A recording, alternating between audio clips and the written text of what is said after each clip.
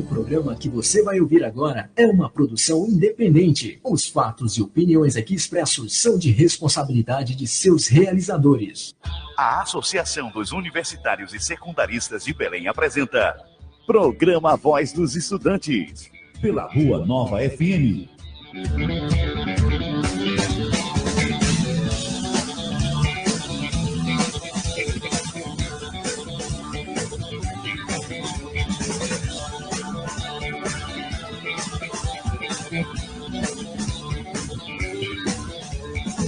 Quem foi que disse que amar é sofrer? Quem foi que disse que Deus é brasileiro, que existe ordem e progresso, enquanto a zona continua no Congresso? Quem foi que disse que a justiça nada mais não falha? Que se eu não for um bom menino, Deus vai castigar. Os dias passam lentos, aos meses seguem os aumentos. Cada dia eu levo um tiro e sai pela culatra. Eu não sou ministro, eu não sou magnata, eu sou do povo, eu sou um Zé Ninguém. Aqui embaixo as leis são diferentes. Eu sou do povo, eu sou um Zé Ninguém.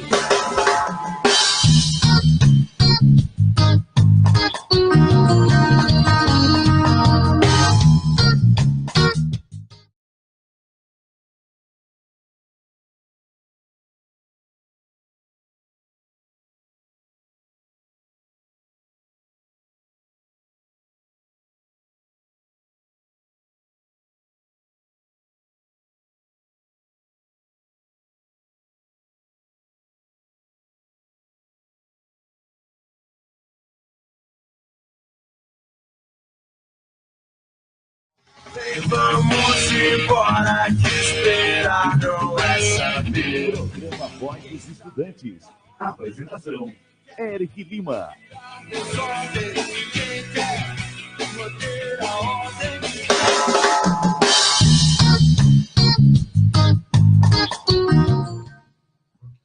Olá, muito boa tarde. Já estamos no ar com o programa Voz dos Estudantes aqui pelas ondas sonoras da 87,9. Estamos no ar também via live no Facebook, onde você pode participar e compartilhar ao vivo conosco as suas considerações, deixar as suas sugestões, fazer algumas reclamações, já que nós não somos profissionais na área comunicacional e, claro, construir esse programa junto com todos nós, porque, afinal de contas, a voz dos estudantes nunca será a voz dos estudantes, sem que os estudantes também sejam a nossa voz. Então, nós contamos com a participação direta dos estudantes, da sociedade civil interessada e no sentido de nos encaminhar no que diz respeito a que pautas e matérias nós iremos trabalhar no programa.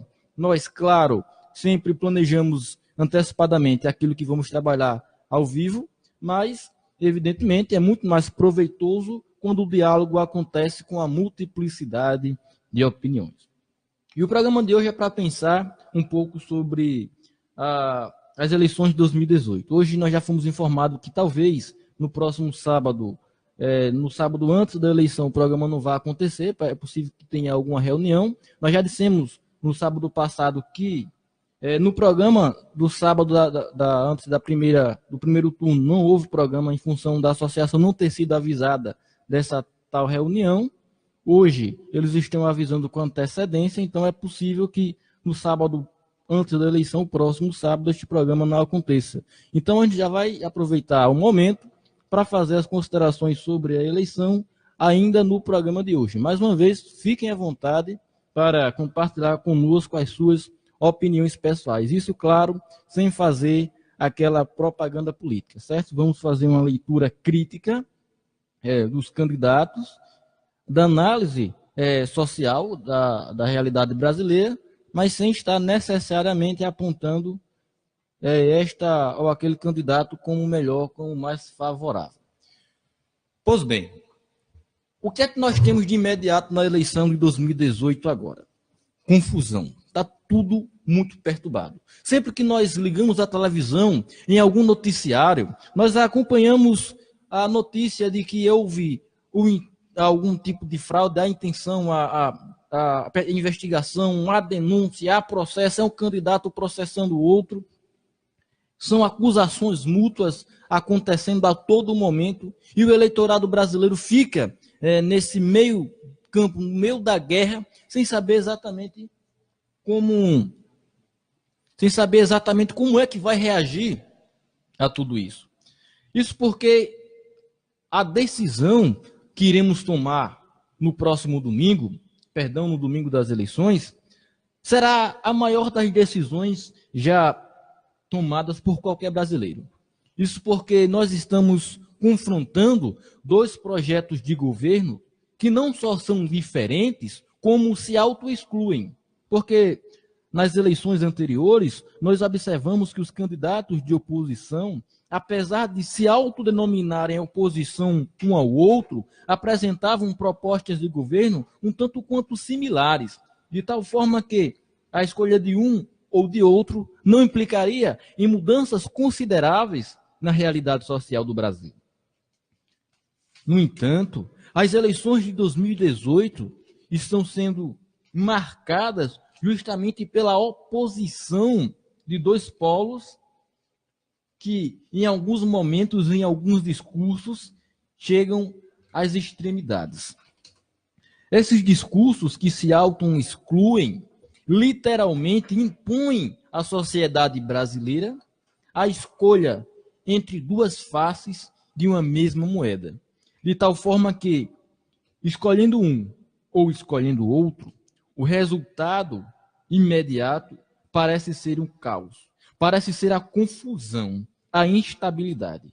Apesar de que ambos os lados defendem, ou melhor dizendo, se autodenominam o salvador da pátria. Aquele que irá resolver todos, ou quase todos, os problemas do nosso país. Acontece que a sociedade brasileira, a realidade econômica, social e política é extremamente complexa. Os nossos candidatos devem se lembrar que eles não estão candidatos a presidente de Nárnia, onde tudo acontece magicamente, onde um piscar de olhos os problemas somem. Veja, eu gosto muito sempre de citar um acontecimento, um acontecimento recente da política brasileira que foi avassalador, que foi o atentado sofrido pelo nosso candidato Jair Messias Bolsonaro. Digo nosso candidato porque ele é o candidato, assim como Fernando Haddad, do povo brasileiro. E algumas horas após ele sofrer esse atentado, o dólar caiu. Veja que coisa maravilhosa. O dólar caiu por um fato que não tinha absolutamente nada a ver com a economia. Eu quero dizer com isso que a estrutura econômica, a estrutura política, a estrutura social de um país, de um Estado, ela é complexa, ela é interligada a quase todos os setores, ela é orgânica, ela se comunica, de tal forma que, na medida em que você altera um determinado setor, você afeta todos os outros. Então, nós não podemos aceitar aquele velho discurso de que vamos atuar incisivamente na segurança e os problemas sociais serão resolvidos, ou vamos atuar incisivamente na economia, na educação, ou em áreas específicas, em áreas separadas, como é o caso dos dois discursos que nós estamos observando, nós estamos acompanhando. As leituras sociais, por ambos os lados, não estão sendo feitas na sua totalidade. Nós estamos observando os discursos centralizados em determinadas áreas da sociedade. Mais uma vez eu retorno com aquele exemplo. Um fato que não tinha absolutamente nada a ver com a economia, inclusive nós lamentamos muito, que foi o atentado contra a vida do Jair Bolsonaro, ocasionou a queda do dólar. Como uma coisa tinha a ver com a outra? Eu lembro da resposta de alguns economistas, da explicação, dizia-se que com a possibilidade do Jair sair da campanha, o mercado visualizava o avanço do Geraldo Alckmin, e o Alckmin era o candidato do mercado, aí isso fez com que o dólar caísse. Veja que como é minuciosa essas relações entre política, economia, segurança, religião, é a sociedade de forma geral. Então nós não podemos aceitar esses argumentos simplistas. De um lado, aquele que diz que vai tirar, que vai dar vai dar, melhor dizendo, vai permitir que determinados crimes tenham uma pena menor, ou do outro, que vai permitir que qualquer tipo de crime seja eternamente preso, fique completamente entregue à vida no cárcere. Entenda, propostas que nenhuma nem outra analisam o contexto social em sua totalidade. E, mais uma vez, nós temos que escolher entre esses dois lados. Nós pretendíamos trazer no próximo programa uma análise dos planos de governo, que nós fizemos as leituras nessas semanas anteriores, tanto do plano do governo do Bolsonaro, quanto do plano do governo do Fernando Haddad, mas nós não trouxemos esses planos de governo porque nós esperávamos que fosse acontecer o programa no próximo sábado. Mas aí nós podemos fazer algumas leituras de memória mesmo. O Pedro Jordi quer participar do programa, ele vai trazer o quadro sobre política, não é isso? Boa tarde, Eric. Você pode concluir seu raciocínio, porque depois eu entro de forma mais, vamos dizer, concentrada nos assuntos que nós trouxemos para o quadro de hoje, do quadro Pensamento Político. Ótimo. Então, daqui a pouco nós vamos ter a participação do nosso companheiro Jordi, com ele fazendo as suas leituras acerca da nossa realidade política brasileira, perturbada a realidade política brasileira. Muito bem. Pelo que eu lembro do plano de governo do nosso candidato Bolsonaro, ele se apresenta como o candidato do empreendedor, o candidato que permitirá que o cidadão brasileiro tenha condições de, por si só, fundar o seu pequeno negócio sem a intervenção direta do Estado e possa também se desenvolver economicamente e consiga, com isso, não precisar dos benefícios de programas sociais do governo. Muito bem, é uma proposta muito interessante para a realidade brasileira. Quem é que não quer ter um pequeno negócio? Quem é que não quer ter a sua própria renda sem depender necessariamente do Estado ou de qualquer outra, de um patrão, melhor dizendo como e quando você deve trabalhar? A proposta, ela é, sem dúvida nenhuma, interessante, encantadora. Tudo bem. Como é que isso vai ser feito, nós não sabemos. Mas vai estar como programa de governo, certo? A implantação do sistema, desburocratização do Estado, diminuição do Estado, privatização de 147 instituições públicas para pagar 20% da dívida do país.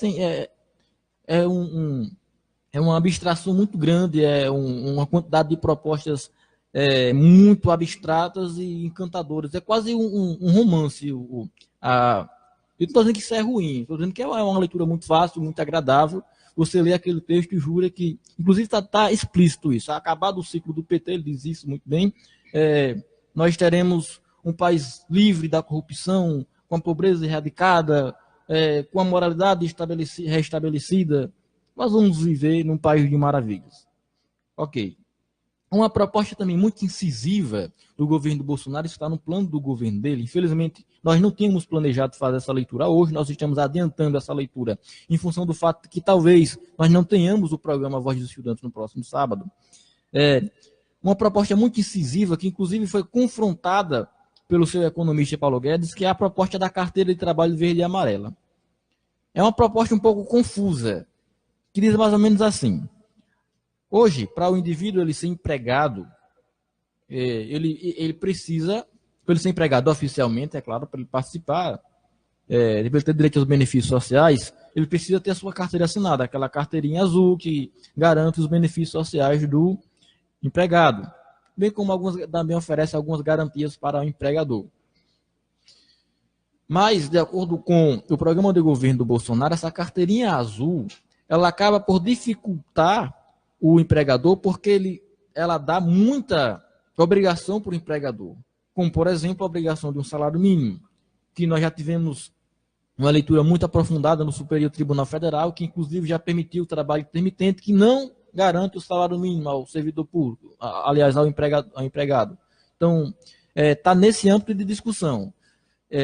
a CLT, as leis trabalhistas de forma geral, de acordo com a carta proposta do Jair Bolsonaro, acaba por impedir a contratação de novos funcionários, porque os empregadores eles são constantemente cobrados por direitos excessivos para os trabalhadores. Então, ele apresentou como solução a esse problema uma carteirinha de trabalho que ele está chamando de carteira verde e amarela, onde nessa carteirinha não haverá necessariamente um conjunto de regras entre o empregador e o empregado. Ele diz que vai se manter os princípios constitucionais, mas a regra de trabalho, a regra de contrato, propriamente ditas, elas vão acontecer entre o empregador e o empregado. Então, é o empregador e o empregado que vão decidir como é que vai se dar essa relação de emprego.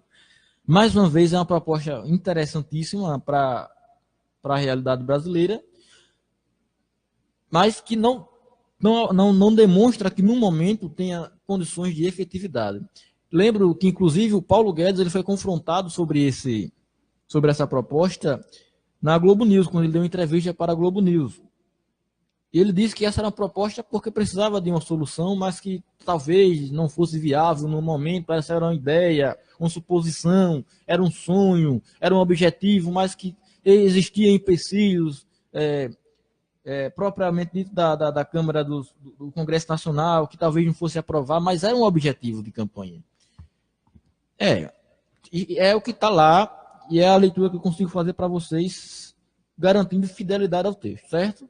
É isso que está no texto da carta proposta do Jair Bolsonaro. São ideias tendentes ao liberalismo econômico, no sentido de diminuir o tamanho do Estado e permitir que o cidadão brasileiro tenha condições de se autossustentar. Inclusive, fala-se também de diminuição da necessidade da Bolsa Família. Não é isso? Que inclusive se contrasta muito com a ideia de 13º para a Bolsa Família, que isso não tem nada a ver com o que está na carta proposta. Na carta proposta ele diz que vai dar um jeito para o povo brasileiro não precisar do Bolsa Família. Então, mas essas são contradições. Contradições estas que o Jair Bolsonaro apresenta e também o Fernando Haddad apresenta. No caso do Fernando Haddad, nós temos que confessar uma coisa. Se de um lado a carta proposta de Jair Bolsonaro é um PowerPoint de poucas páginas, de uma leitura fácil, do outro, a carta proposta do Fernando Haddad é para não ser lida, porque é muito densa, é demasiadamente contextualizada. Você pega aquele material e já fica com medo de ler, porque é tão grande que você perde a disposição. Então, é muito mais difícil você... Conteúdo assim, bem prolixo, né? Não, exatamente. Na verdade, Jô, a ideia é exatamente essa. É tudo simbólico. A carta de Jair Messias Bolsonaro, ela se autoproclama como desburocratizante, a começar pela própria carta, porque ela é pequenininha. Ela não diz muita coisa, entende? É metafórica. O texto ele é metafórico. Isso é fantástico. Na leitura, para a finalidade a que ela se propõe. Certo? Se isso vai ser bom ou ruim para a população brasileira, isso é uma outra questão, mas ela é romancista nesse sentido. Ela se autodeclara desburocratizante a partir do próprio tamanho do texto. Inclusive com informações também. As informações são informações aleatórias. Eu lembro de um dado, que eles pegaram uma pesquisa do IBGE sobre o número de assassinatos. Aí, claro, os estados onde acontecem mais assassinatos estão na cor vermelha. Aí o pessoal aproveitou que estava na cor vermelha e começou a colocar a estrelinha do PT lá. Tá? Onde tem o PT governando, tem assassinato. Eu achei muito legal, porque não faz o menor sentido. É como se fosse um meme, um meme, mas eles fizeram, está lá na carta proposta que passou. Tudo bem. O Fernando Haddad, para fazer análise, eu acho que a parte mais importante e a parte mais debatida sobre a carta proposta do Fernando Haddad é que ele parece indicar a proposição de uma nova constituinte. Desculpa, Eric, só interromper. Claro. Principalmente nesse ponto aí, você foi em cima. Esse ponto aí foi revogado depois de um manifesto feito por 1.500 pessoas, ou seja, nesse segundo turno, no andar da carruagem, o candidato do PT, Fernando Haddad, ele entregou, na verdade, ao Tribunal Superior Eleitoral uma nova proposta. Na verdade, é a mesma, constando algumas alterações, principalmente nesse caso aí da reforma, ou aliás, de uma nova constituinte. Mas mesmo com essa alteração, seria interessante você falar a respeito. Ótimo. Essa alteração, na verdade, a leitura que eu escutei em alguns meios de comunicação era que não era possível, alguns meios de comunicação, inclui-se fake news, é que não era possível a alteração das informações descritas no plano de governo após o primeiro turno. Então, por mais que ele tenha dito que iria fazer essa alteração talvez não tenha acontecido oficialmente. Tanto é que se a gente for baixar o material hoje, baixa dizendo o projeto de governo ainda no site do TSE está constando uma possível constituinte uma vez o Fernando Haddad venha a ser eleito. Mas aí veja, o problema é polêmico porque mesmo que ele tire, estava. E mesmo que não esteja na carta proposta do Bolsonaro, o seu vice, Mourão, disse que também pretendia fazer. Então, ambos os candidatos têm essa contraposição de ideias. Eles não sabem exatamente, perdão, não é que eles não saibam o que eles querem dizer. Há essa contradição de opinião em função do fato de que eles querem conquistar o voto do cidadão. Então, eles mudam muito de opinião a depender do público que eles querem alcançar. Portanto, mesmo que de forma explícita ambos não tenham declarado ou assegurado que são a favor de uma constituinte, eles concordam ou pelo menos discordam do texto constitucional em alguma parte. Gostaria aqui de contextualizar um pouco, porque conversando recentemente com um mestre em direito constitucional, ele atentou para o seguinte, que a Constituição, apesar de as pessoas verem com um olhar bem romântico e etc., ele foi um texto construído em certo momento, em várias partes também, por certos lobbies, segundo ele. Houve lobby do Poder Judiciário, houve lobby do sindicalismo no Brasil, houve lobby também, e principalmente dos próprios militares. Portanto, é interessante, enquanto Mourão mais atrelado ao lado militar, vejamos que houve, segundo algumas obras que trazem esse contexto histórico da Constituição, houve lobby por parte do poder da força militar, dos militares, mas também houve por parte do sindicalismo. É tanto que os sindicatos tinham bastante força, até, por exemplo,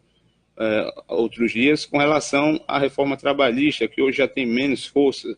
Enfim, apesar de ambos discordarem, ambos, onde eles estão no campo, no espectro que eles estão, ou onde eles se assemelham, houve historicamente um certo lobby, uma certa negociação para que estivesse no texto constitucional. Claro que eles não fizeram parte disso, mas aqui só para nós interligarmos o conhecimento do período histórico com o atual.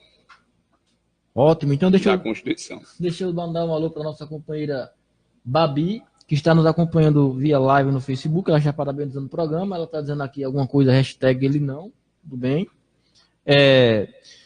Pois bem, eu lembro, inclusive, que durante a campanha, o candidato do PSL havia feito algumas declarações que não constam na carta proposta, como, por exemplo, a aprovação da pena de morte do Brasil. Aí, para a gente discutir um pouco de direito constitucional. Isso não consta na carta proposta, mas, ao que parece, faz parte da intenção do Jair Bolsonaro sobre dialogar sobre esse tema. Mas não está na carta proposta. Aliás, muito pelo contrário, na carta proposta está dizendo que ele não vai mexer na Constituição. Mas aí veja, Jordi, como são criativos os eleitores do PSL, os eleitores de Bolsonaro. Se, ao que parece, ele quer criar a possibilidade de existência de pena de morte no Brasil, sem alterar a Constituição, já que a Constituição, eu acredito que seu parágrafo 4º do artigo, o parágrafo 4º do artigo 60, é isso mesmo, da Constituição, não permite que haja a implantação da pena de morte no Brasil, porque a pena de morte é cláusula pétrea, não pode acontecer, salvo em caso de guerra.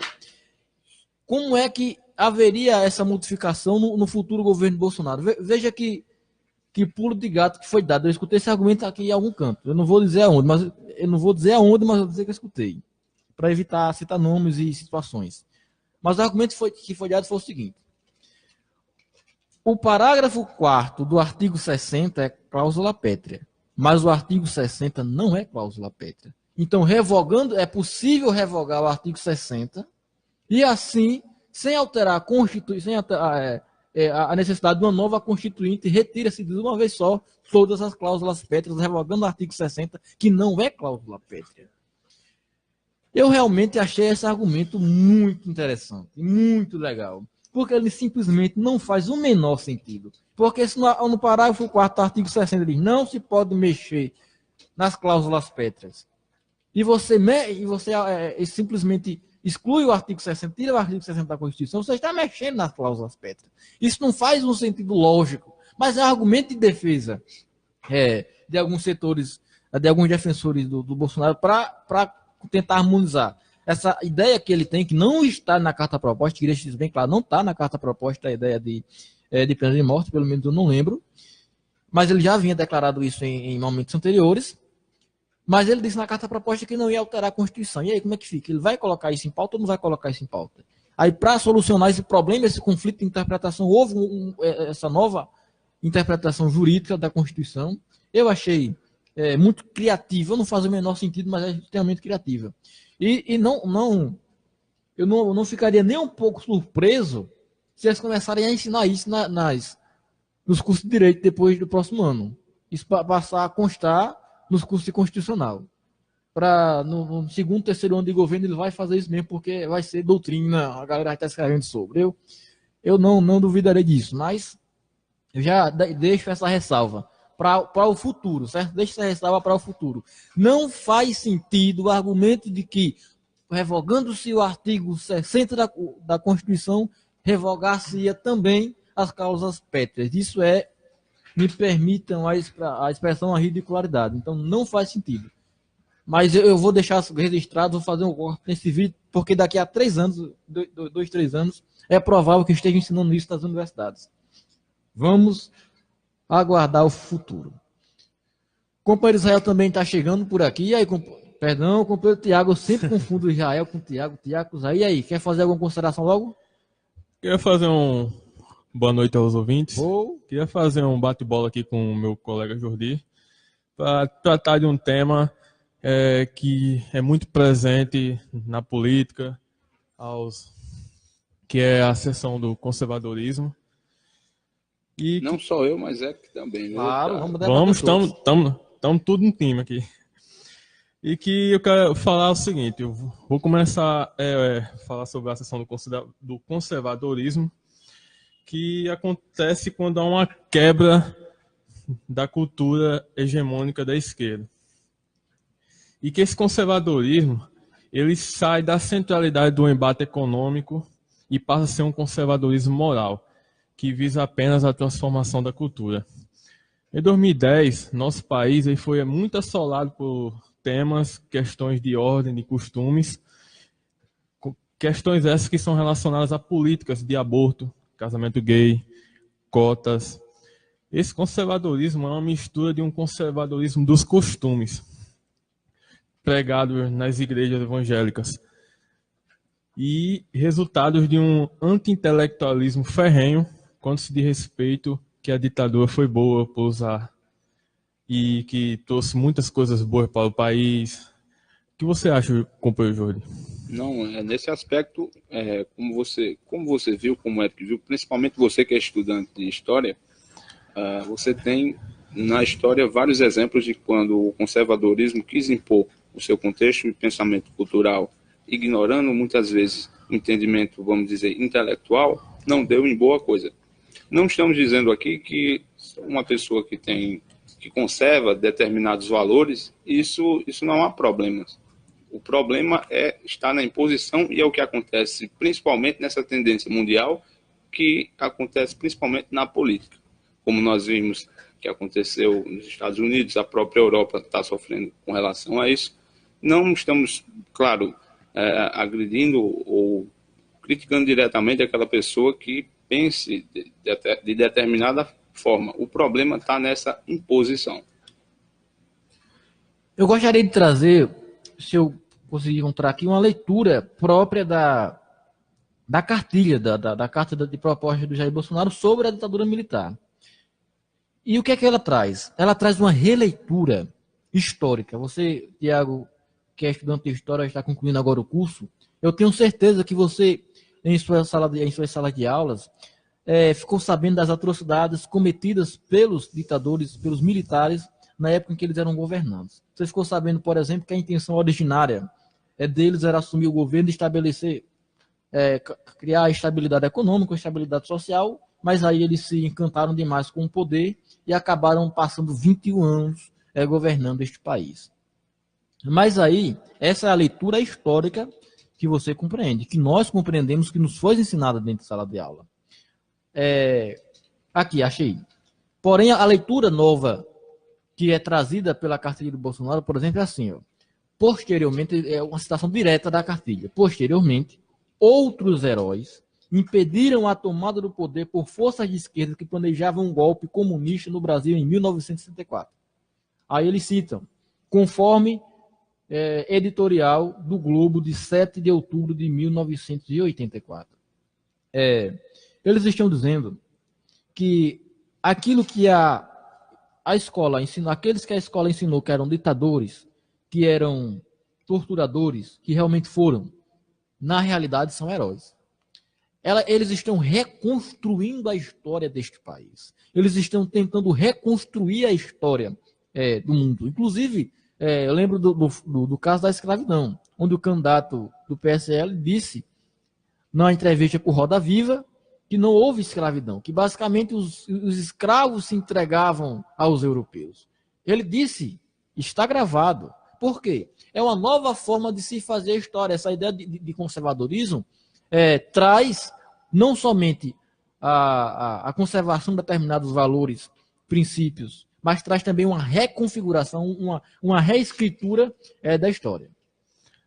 Exatamente. Eles querem se aproveitar da pouca escolaridade das pessoas que, por muitas vezes, faltam em aulas de história, não acham que história é somente passado. Está enganado. História não é somente passado. História de muita coisa nos dias de hoje. E sobre o candidato chamar torturadores de heróis, bem, acredito que ele não ia ser feliz se ver um de seus parentes torturados, né?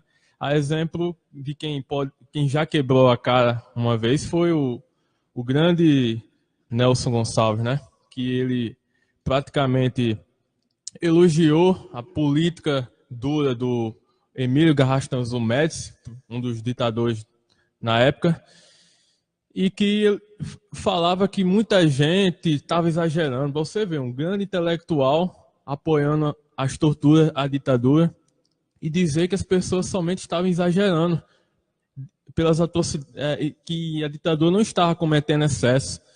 Só que quando Nelson Gonçalves ele soube que o seu filho foi torturado, pronto, caiu a ficha. Logo mandou que os militares soltassem ele.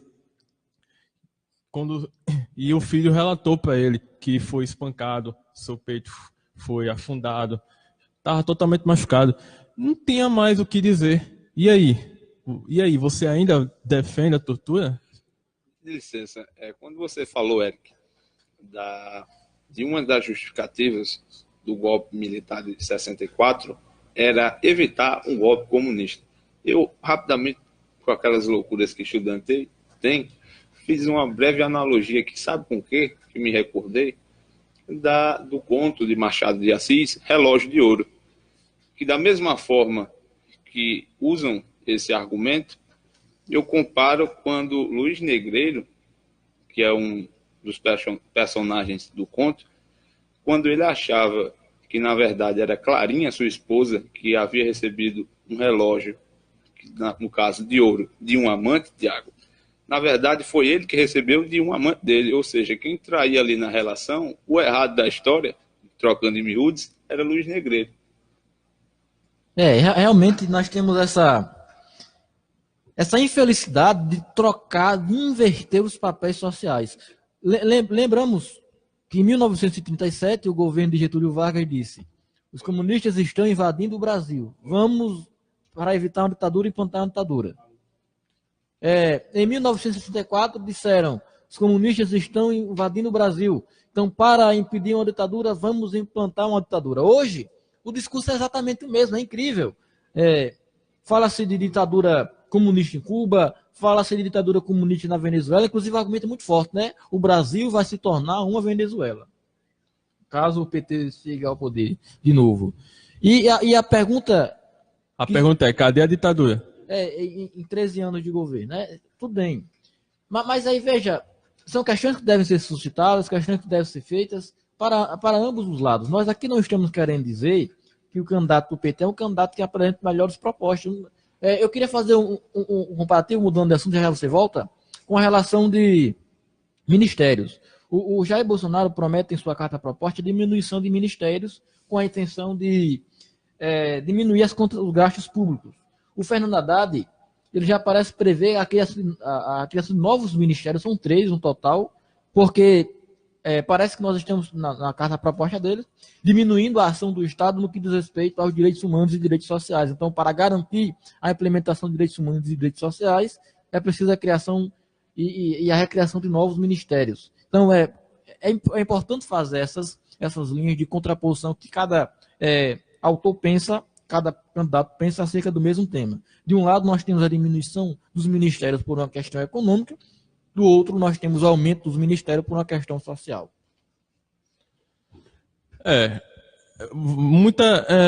Muito além da gente de se analisar propostas, acho que o essencial também vem antes, que é pesquisar mais, estudar mais a fundo a nossa história, para que a gente evite colocarmos um político que seja uma praga para o nosso país. E exemplo disso, nós já tivemos 3 ditaduras no Brasil. E aquela questão, nosso país ele sofre com a falta de escolaridade. E como as redes sociais elas estão muito perpetuando fake news, muitas distorções históricas a respeito, como você falou, golpe, ditadura comunista, e isso tudo ainda prevalece, esses discursos prevalecem para que se chegue a um poder. Muito bem. Voltando a fazer a leitura das cartas de proposta, a gente pede desculpa pela informalidade em função do fato de nós não termos planejado isso para hoje. Nós estamos fazendo essa leitura hoje, porque a gente foi avisado agora há pouco que talvez não haja um programa do próximo sábado.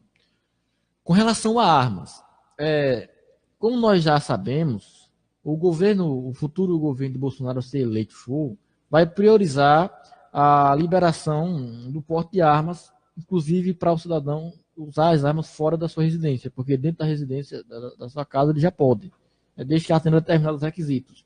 E ele coloca da seguinte forma: a arma é um objeto inerte. O seu uso depende se ela estará na mão de uma pessoa de bem ou de uma pessoa de mal. O texto é exatamente esse. O problema dessa afirmação é que ela é extremamente segregacionista.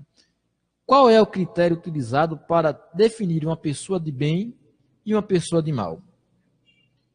Como nós podemos sair classificando as pessoas da sociedade brasileira como pessoas boas ou pessoas ruins? Quem é que tem autoridade para fazer isso? Está certo que qualquer coisa na mão de qualquer pessoa pode virar uma arma. Mas a arma, propriamente dita, é uma arma. Ela tem como finalidade única ferir ou tirar a vida de outra pessoa. Se nós formos fazer uma análise de contexto, eu lembro de uma pergunta que foi feita ao próprio candidato no Roda Viva. Perguntaram a ele: não foi você que foi assaltado, você que é preparado, você que é um ex-militar, foi treinado, não foi preparado para usar arma e não lhe roubaram uma vez, levaram a sua moto, levaram a sua arma. Se você, que é o ex-militar, teve a sua arma roubada, o que garante, como uma arma vai garantir a segurança do cidadão comum que não tem preparo para o uso de uma arma? Então, são questões que precisam ser abordadas. Não é simplesmente dar uma arma para o indivíduo vai estar protegido do outro indivíduo. Então, essas leituras elas precisam ser feitas. Olha, o nosso país, comparado com os Estados Unidos, não tem preparo moral, intelectual para ter uma arma.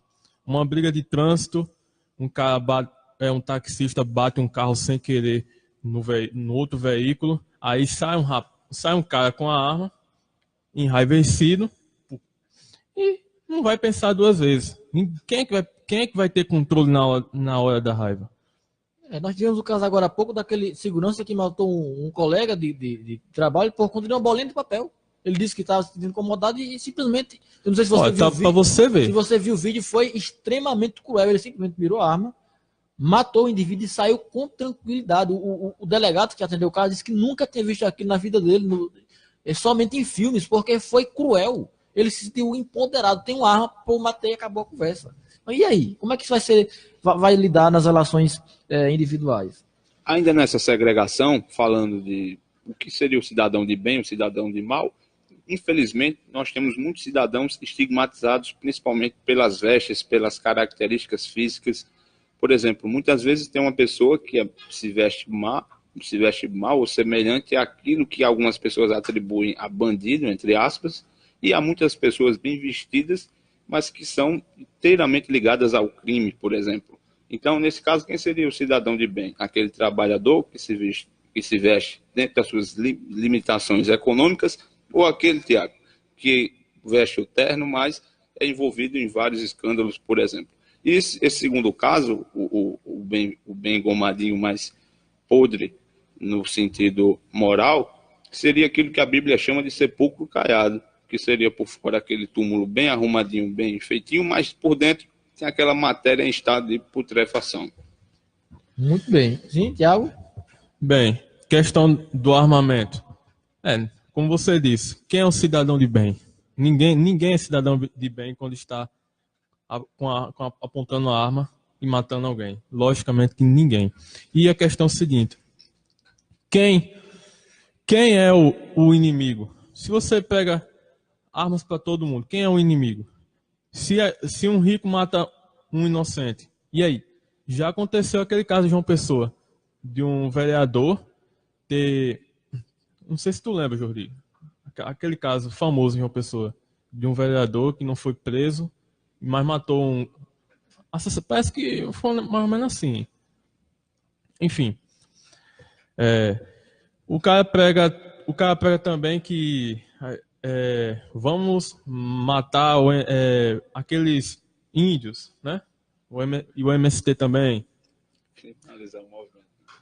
Dá a carta branca para a polícia matar negro.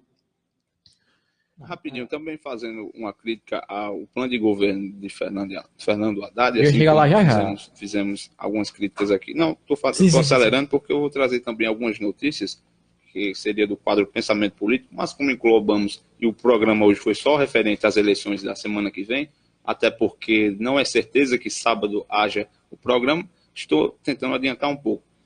Então, o que é que acontece? Uma crítica que eu tenho a fazer, apesar de ser muito bem votado aqui no Nordeste, e claro, o PT historicamente tem suas benfeitorias aqui na região, mas eu fiz uma busca no arquivo e só achei uma vez o nome do Nordeste no plano de governo, ou seja, não tem um plano. A crítica que eu faço aqui não é só para o Nordeste, mas para as outras regiões também.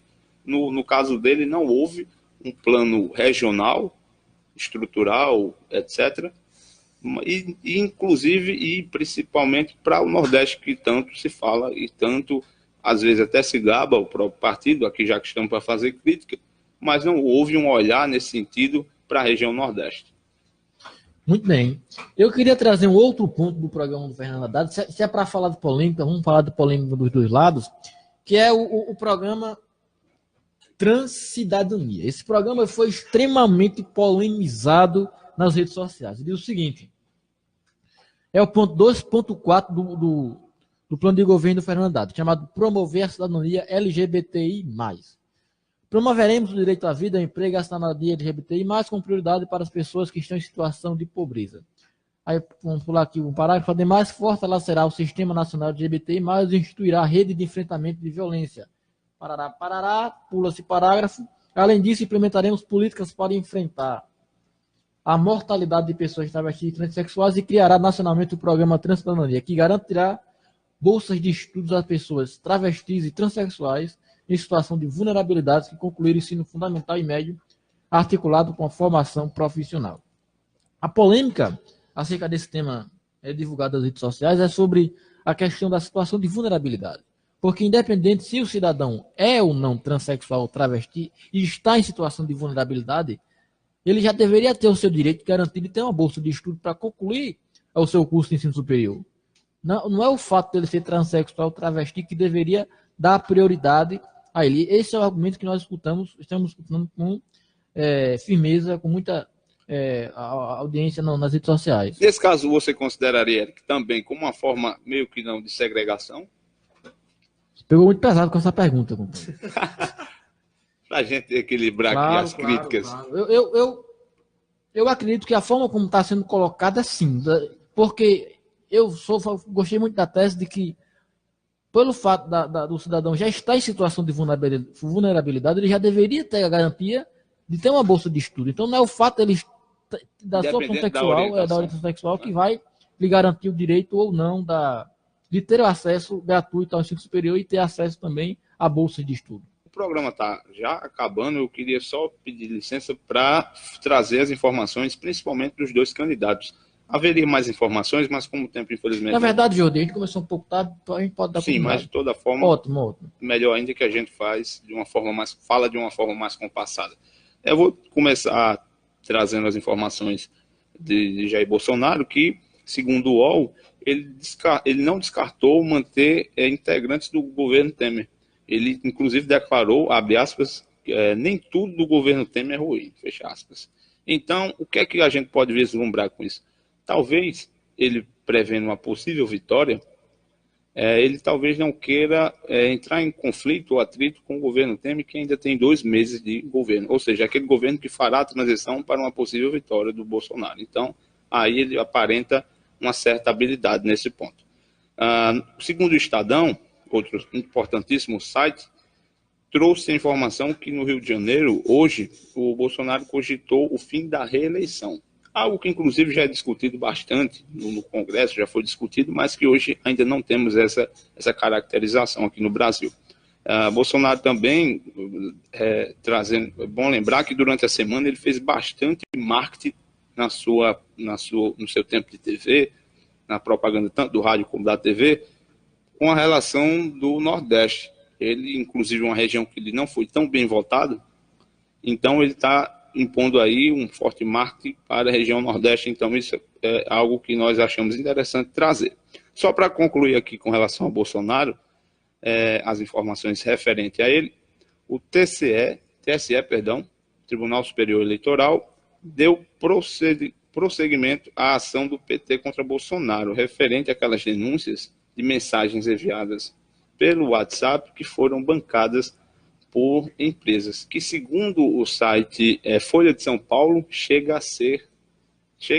a ter sido gasto cerca de 12 milhões de reais, segundo as acusações. Tudo isso ainda vai ser muito bem apurado, mas por enquanto o que nós podemos dizer é que nesse final de semana foi uma baixa aí, principalmente no candidato que se diz muito honesto e tal, muito limpinho, é aquela coisa, entrou na política, se entrou de terninho branquinho, não tem como sair sem uma manchinha, sem uma mácula aqui e acolá.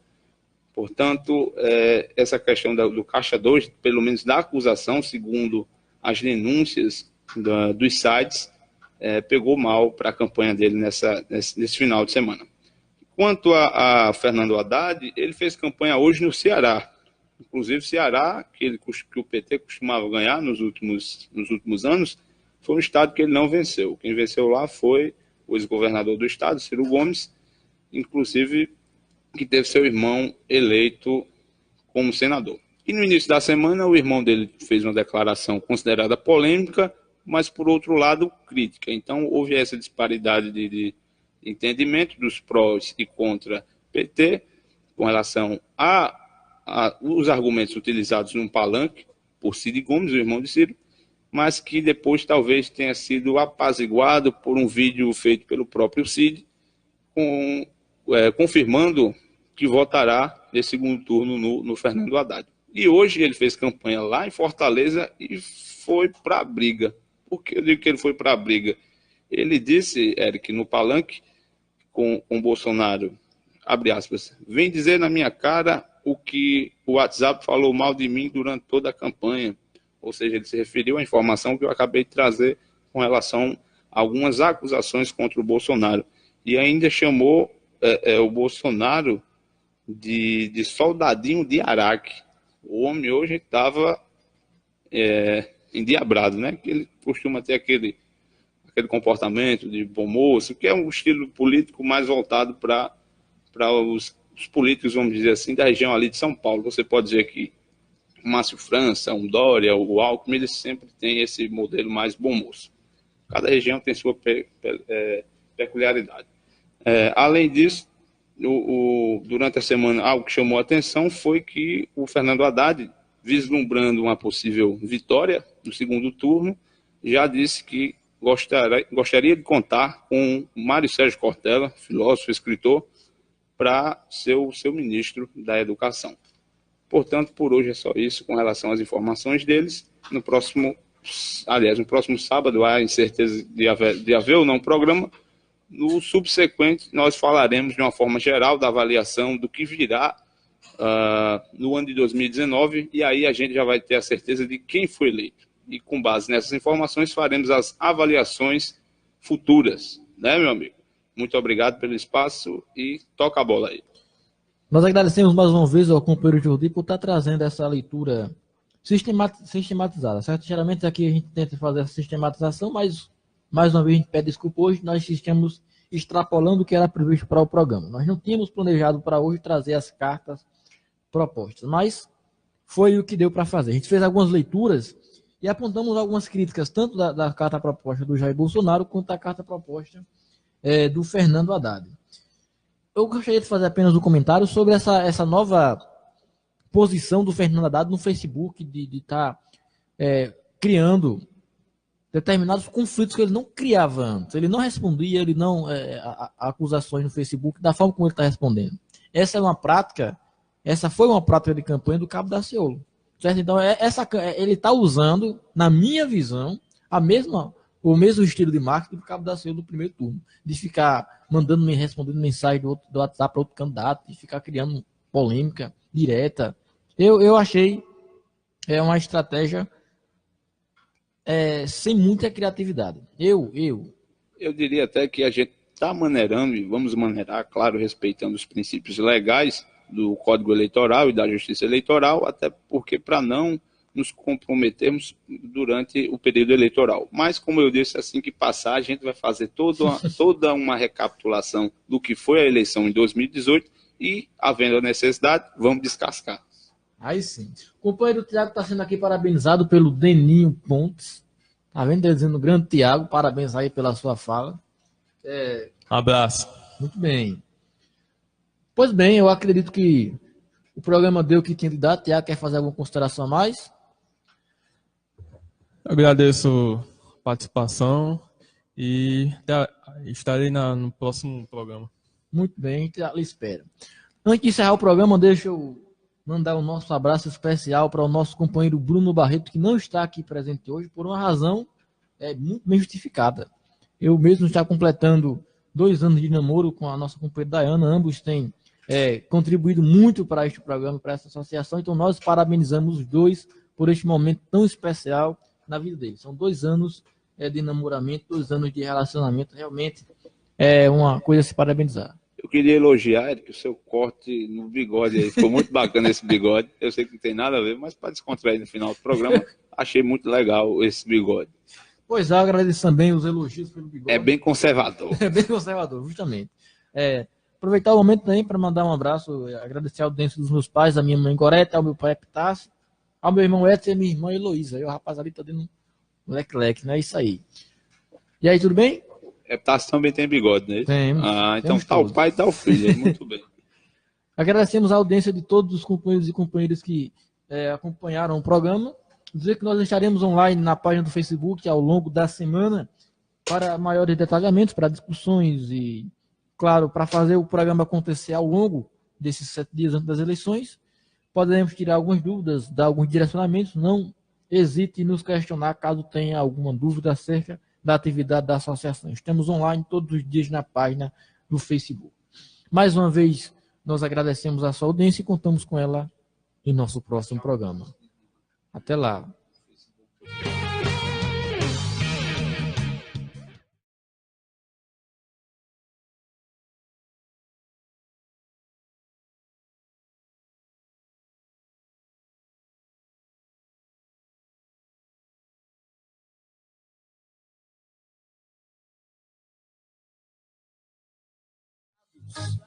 Armados ou não, caminhando às vezes. Você acabou de ouvir Programa Voz dos Estudantes. Agradecemos a sua audiência e contamos com ela em nosso próximo programa. Desejamos a todos uma ótima noite. Boa noite, meus amigos. Boa noite, vizinhança. Prometemos despedirmos sem dizer adeus jamais, pois haveremos de nos reunirmos muitas vezes mais. O programa que você ouviu foi de produção independente. Os fatos e opiniões aqui expressos foram de responsabilidade de seus realizadores. Produtos 13 de Maio apoia nosso prefixo.